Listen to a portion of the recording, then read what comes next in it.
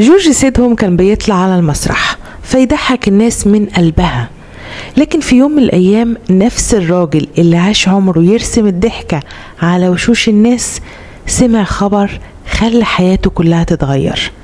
أخوه، الشخص اللي كان ائتمنه على فلوسه وشغله ومسرحه، سافر. لكن المشكلة مش إنه سافر، المشكلة إن جورج اكتشف إن في أموال ضاعت وديون والتزامات مالية هو بيقول إنه ما كانش عارف عنها حاجة. وبعد الصدمة دي حصلت لجورج جلطة غيرت حياته للأبد. لكن هنا السؤال الأخطر، هل فعلا أخوه خانه وسرق أمواله، ولا كانت الحكاية أعقد من كده بكتير؟ لأن بعد سنين ظهرت رواية تانية تماما، ورواية تالتة من عائلة جورج نفسها. والأغرب إن جورج نفسه طول حياته ما خرجش يحكي القصة كاملة. فإيه اللي حصل بالظبط؟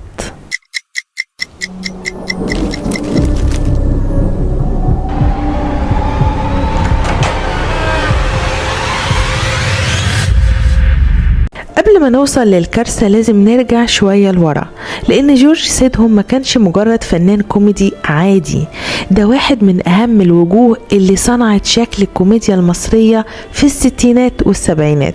مع سمير غانم والضيف أحمد اتكون واحد من أشهر الفرق في تاريخ المسرح المصري، ثلاثي أضواء المسرح، والتلاتة كانوا مختلفين تماما عن بعض، لكن الاختلاف ده هو اللي صنع خلطة محدش عارف يكررها. جورج كان عنده تلقائية غريبة، مجرد ملامحه وحركته وطريقة كلامه كان ممكن تضحك الجمهور. والأهم إنه ما كانش مجرد ممثل، كان بيغني ويلحن ويقدم السكتشات، وعنده قدرة كبيرة على الارتجال. وحتى لما احترق مسرح الهاوس بير سنة 1986 وما كانش عنده وقتها شغل كفاية، ما استسلمش، فتح مطعم وكان بيطبخ بنفسه. يعني الراجل ده كان من النوع اللي لو باب اتقفل في وشه يدور على باب تاني. لكن المشكلة ان الابواب بدأت تتقفل واحد ورا التاني. أول ضربة كبيرة كانت وفاة الضيف أحمد سنة 1970. الثلاثي فقد واحد من أهم أركانه، ومع ذلك جورج وسمير كملوا وقدموا أعمال ناجحة، منها المتزوجون وفندق الأشغال الشاقة وموسيقى في الحي الشرقي وأهلا يا دكتور. لكن بعد فترة حصل انفصال سمير غانم عن جورج، وجورج أصر يكمل، وده مهم جدا لأن جورج كان متعلق باسم الثلاثي وبالمسرح بدرجة كبيرة، فبدأ يقدم أعمال باسمه، ومنها حب في التخشيبة ونشنت يا ناصح. ونشنت يا ناصح تحديدا حققت نجاح واستمرت عروضها حتى 1997. لكن جورج ما كانش يعرف ان النجاح ده هيكون تقريبا آخر فصل في حياته على المسرح. الغريب ان جورج سيدهم كان طول حياته تقريبا بعيد عن فكرة الجواز، كان معروف عنه انه شايف الزواج نظام فاشل. لكن في سن متأخرة جدا حصل اللي ما كانش متوقعه، قابل الدكتورة الصيدلانية ليندا مكرم، واللقاء نفسه كان بسيط جدا. صيدلية ليندا كانت جنب المطعم بتاع جورج، وفي مرة جورج احتاج دواء وكان الدواء ناقص في السوق، وبعد فترة وصل له الدواء عن طريق الصيدلية، راح يشكرهم وهناك شاف ليندا، ومن اللقاء ده بدأت الحكاية. والأغرب ان جورج نفسه قال ان اللحظة دي كانت من المرات القليلة اللي حس فيها فعلا انه عايز يتجوز، واتجوز ليندا سنة 1991، يعني بعد أكتر من 50 سنة من عمره. لكن الزواج بدل ما يكون مجرد بداية حياة جديدة، دخل في قلب واحدة من أكتر الروايات إثارة للجدل في حياته. جورج كان فنان مش رجل أعمال، وكان بطبيعته مش بيحب يدخل في تفاصيل الحسابات والعقود والفلوس، وعشان كده كان بيعتمد على أخوه أمير سيدهم. أمير كان مدير للفرقة وكان مسؤول عن جوانب إدارية ومالية، ووفق المصادر المتداولة كان جورج منحه توكيل رسمي لإدارة شؤونه، وده في حد ذاته مش غريب لأن جورج كان واثق فيه. بل إن جورج نفسه في حوار قديم اتكلم عن أمير بصورة إيجابية جدا، وقال إنه مرنه على شغل المسرح خطوة خطوة، ووصفه بإنه كان تلميذ تفوق على أستاذه.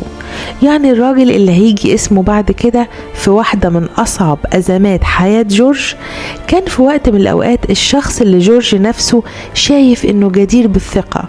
وهنا تبدأ الحكاية الحقيقية. سنة 1997 بدأت الأخبار الصادمة توصل لجورج. الرواية الأشهر بتقول إن أمير بصفته المسؤول عن الإدارة دخل في معاملات مالية وديون مرتبطة بالمسرح والفرقة. وفي روايات صحفية بتقول إنه تم رهن أو التصرف في مسرح الهاوس بير، وإن البنك حجز عليه بسبب عدم سداد القرض. وبعدها سافر أمير إلى الخارج. مصادر بتقول أمريكا ومصادر بتقول كندا، لكن المؤكد من المصادر المنشورة إن أمير غادر مصر، وإن جورج وجد نفسه في مواجهة أزمة مالية وديون. وهنا لازم نقف، لأن كلمة سرقة اللي بتتكرر في كل مكان محتاجة حذر. مفيش قدامنا في المصادر المنشورة حكم قضائي نهائي يثبت كل التفاصيل اللي اتقالت على مدار السنين، لكن فيه شيء ثابت في أكتر من رواية، إن كان في أزمة مالية كبيرة، وكان أمير هو المسؤول عن الإدارة، وكان جورج هو اللي تحمل تبعات الأزمة بعد سفر أخوه أو هربه. أما التفاصيل الدقيقة فهنا تبدأ المنطقة الرمادية. الرواية المتداولة إعلاميا بتقول إن أمير استغل التوكيل الممنوح ليه، وتصرف في أموال وممتلكات جورج، وسحب أموال، وحصل على قروض والتزامات باسم أخوه، وبعدين غادر البلاد. وفي بعض الروايات اتقال إن الدافع كان إن أمير خاف بعد زواج جورج من ليندا، خاف من ظهور ورثة جدد زي ليندا أو أبناء ليندا من جورج. المثير إن القصة اتكررت في صحف ومواقع كتير، وبعضها استخدم كلمات شديدة جدا زي السرقة وخيانة. في رواية أخرى ظهرت بعد وفاة جورج سيدهم، وده كان تصريح من أحد أفراد أسرته للدفاع عن أمير. والرواية بتقول إن أمير ما كانش بيهرب بأموال أخوه ولا حاجة، لكن كان استدان أموال لتمويل أعمال مسرحية، من بينها حب في التخشيبة ونشنت يا ناصح. وحسب الرواية الأعمال ما حققتش العائد الكافي لسداد الديون، وبالتالي أصبح أمير مهدد بمشكلة قانونية، فخاف وسافر أمريكا، يعني هرب برضه. أما سبب إصابة جورج بالجلطة فحسب الرواية نفسها كان الضغط الناتج عن مطالبة الدائنين ليه بالديون والمشاكل التي ترتبت على الأزمة. لكن لازم نحط نفسنا قدام الموقف الصح. أخ سرق أخوه وهرب، وأزمة مالية طاحنة نتيجة اللي عمله. ساعتها جورج سيدهم تلقى ضربة نفسية ومالية جديدة، وده كان سنة 1997. وبعدها مباشرة أصيب بجلطة في المخ. الجلطة أثرت على الجانب الأيمن من جسمه، وأفقدته القدرة على الحركة والكلام بدرجات شديدة. والراجل اللي كان واقف على المسرح بيضحك آلاف الناس بقى محتاج مساعدة في تفاصيل حياته اليومية. وهنا الحكاية أخدت منعطف محدش كان متوقعه، لأن الشخص اللي فضل معاه ما كانش أخوه، كان زوجته ليندا. ليندا كانت متجوزة جورج من حوالي 5 سنين فقط لما وقعت الكارثة. يعني لو واحدة كانت داخلة على حياة فنان ناجح وبعد 5 سنين فجأة لقت نفسها قدام رجل مريض يحتاج رعاية مستمرة، كان ممكن جدا تقول أنا عملت إيه في نفسي. لكن ليندا اختارت العكس، فضلت معاه سنين وعقود. المصادر تختلف في طريقة حساب المدة، لكن المؤكد انها قضت معاه اكتر من 20 سنة بعد اصابته وحتى وفاته سنة 2020. وكانت بتقول عنه انه كان انسان بسيط جدا ومتواضع وكريم وقلبه مليان سلام. يعني في الوقت اللي كانت فيه قصة اخوه بتتكلم عن انهيار الثقة، كانت قصة ليندا بتتكلم عن أقصى درجات الثقة والوفاء. والأغرب في شخصية جورج إن جورج نفسه ما طلعش طول حياته يقول أخويا سرقني، ولا خرج يحكي القصة بالتفاصيل اللي الناس بترددها دلوقتي. وده من أهم الحاجات اللي لازم تتحط قدام المشاهد، لأن صمته بيفتح سؤال كبير: هل فعلا كان ضحية خيانة؟ هل سامح أخوه؟ هل كان شايف إن الحكاية أعقد من مجرد خيانة؟ ولا كان ببساطة مش عايز يفتح جرح عائلي على الملأ؟ احنا ما نقدرش نجزم، لكن نقدر نقول ان الحكاية فضلت مطروحة في الوسط الفني والصحافة لسنوات طويلة. تخيلوا المفارقة، جورج سيدهم كان طول عمره بيقدم شخصيات مضحكة وكان الجمهور بيشوفه ويضحك، لكن حياته الشخصية كانت بتقول حاجة مختلفة تماما. واحد من أكتر الناس اللي رسموا البسمة، قضى أكتر من 20 سنة من عمره بعيد عن المسرح، ومع ذلك حتى بعد المرض ما اختفتش ابتسامته.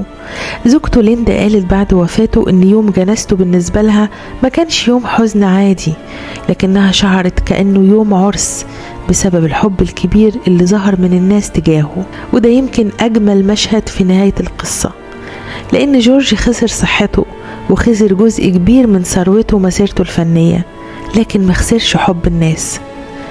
جورج سيدهم رحل يوم 27 مارس سنة 2020، وكان عاش سنوات طويلة بعد الجلطة بعيدا عن المسرح. رحل وهو تارك وراه عشرات الأعمال والشخصيات اللي الناس لسه بتضحك عليها لحد النهاردة، لكن لما نفتكر قصته لازم ما نفتكرهاش باعتبارها مجرد حكاية أخ خان أخوه، لأن الحقيقة الكاملة حسب المصادر المتاحة أكثر تعقيدا من كده. تفاصيل الدافع واللي حصل، كان استيلاء متعمد أم هروب من أزمة ديون، تظل محل روايات متعارضة. عشان كده يمكن الدرس الأهم في قصة جورج سيدهم مش إن الأقارب عقارب، لكن حتى دي مش حقيقة مطلقة. الدرس الحقيقي إن الثقة مش مرتبطة بدرجة القرابة، وإن الإنسان ممكن يكتشف معدن اللي حواليه وقت الأزمة. والأجمل إن في نفس الحكاية اللي اتقال فيها كلام كتير عن خيانة الأخ، كان في ست اسمها ليندا مكرم أثبتت إن الوفاء مش كلام، لأنها دخلت حياة جورج وهو سليم، ولما المرض أخد منه صحته ما أخدتش نفسها ومشيت، فضلت لحد آخر يوم. وده يمكن يكون أعظم انتصار حققه جورج سيدهم في آخر فصل في حياته، لأن المسرح ممكن يضيع والفلوس ممكن تضيع والصحة ممكن تضيع، لكن في النهاية اللي بيفضل فعلا هو مين وقف جنبك ومين سابك وقت ما كنت محتاجه. وجورج سيدهم بعد كل اللي خسره فضل محبوب وفضلت ضحكته عايشة. أما الحقيقة الكاملة عن أخوه فيمكن دي واحدة من الحكايات اللي فضل الستار نازل عليها لحد النهاردة.